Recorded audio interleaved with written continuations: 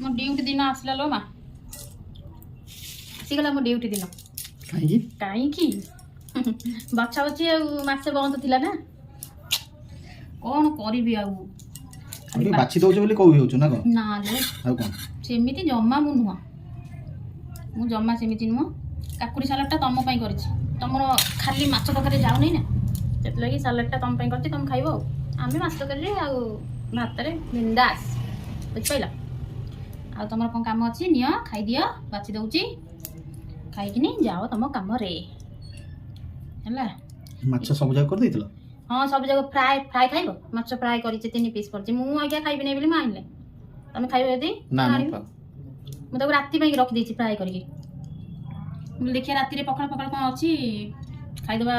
ମାଛ ଫ୍ରାଏ ଥାଉ 3 ପିସ୍ ଜମା କରିଛି ଆଉ ସବୁ ଯାକ ତରକାରୀ କରିଦେଇଥିଲି ଏ ମାଛ ବାଛିବାଟା ଟିକେ ଇଏ ଆଉ